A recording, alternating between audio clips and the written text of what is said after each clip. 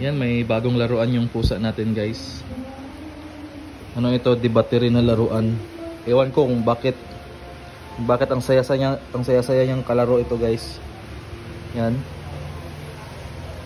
Oh. Enjoy na enjoy siya, guys. Hindi naman natin to matatawag na ipis versus pusa. Dahil talagang pinipet niya yung yung ipis, guys. Oh, yun na. Yun. Yan, meron siyang bagong laruan. Tatawagan natin yung laruan niya na si Ipis Alive.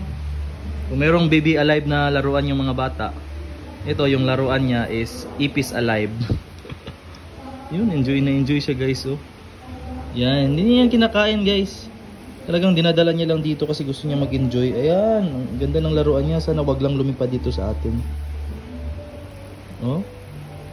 Saan kaya yung remote ng ng laruan niya? Ayan. Oh. Automatic yung niya, guys. Yung laruan niya, guys. Ayan. Ayan. Enjoy na enjoy siya, guys. Ayun, wag kang lumipad dito, wag kang lumipad dito. Maglaro lang kayo, ha. Shoutout kay Gangsta Paradise. Ay!